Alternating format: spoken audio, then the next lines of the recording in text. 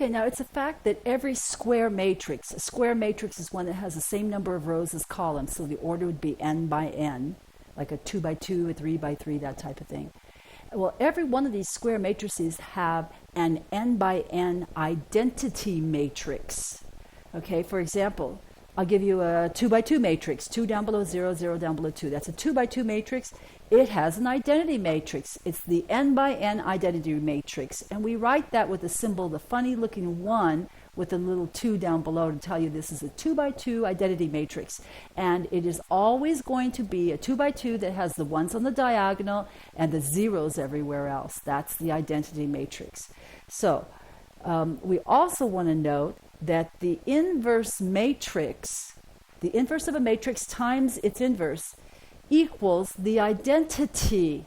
Oh yeah, you know, that makes sense, because if you multiply 1 times its inverse 1/2, it's going to give you 1, and 1 is the identity for real numbers. So if you take a matrix and you multiply it by its inverse, it's going to give you the identity matrix. It's going to give you the n by n matrix with 1s on the diagonal, 0s everywhere else. Let's check that out. Example, is the matrix 1/2 down below 0, 0 down below 1/2, is that the inverse of 2 down below 0 and 0 down below 2? Now that's a question. We're going to check that out. We're going to check out to see if these guys are inverses. First, we're going to verify that A inverse times A is equal to the identity matrix of a 2 by 2. See, it has to meet the property that when you multiply a matrix times its inverse, it gives you the identity. So that's what we're checking. We're going to check A inverse times A, where we better identify A inverse and A. The first one we'll call it A inverse, the other one A. You know, I shouldn't call it A inverse yet until I prove that it really is A inverse. Well, let's go ahead and prove it. A inverse times A is 1/2 down below 0, 0 down below 1/2 times 2 down below 0, 0 down below 2. Now multiply across the top and down the first column to get 1 plus 0, across the top down the second column to get 0 plus 0, across the bottom down the first column 0 plus 0, and across the bottom down the second column 0 plus 1, simplifies to 1 down below 0, 0 down below 1.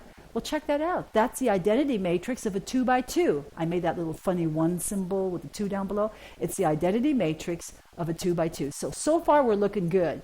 When we multiply A inverse times A, it gave us identity. So we only have one more thing we have to check. Does it work in the other direction? Verify that A times A inverse also gives you the identity matrix of a 2 by 2. So A times A inverse is 2 down below 0, 0 down below 2, multiplying A inverse, which is 1/2 down below 0 and 0 down below 1/2. So multiply across the first row, first column to get 1 plus 0, first row, second column to get 0 plus 0. Now across the second row, first column to get 0 plus 0, and second row, second column to get 0 plus 1. Simplify, you get 1 down below 0, 0 down below 1, and indeed that is the 1 sub 2, in other words, the identity matrix of a 2 by 2. So step 3 will make our conclusion. Thus, they are inverses. They are inverses. Why? Because when you multiply them together in one direction and multiply them together in the other direction, both directions, they always give you, in both cases, the identity matrix. If you're asked this question, be sure to demonstrate both sides, multiplying with step 1 and step 2.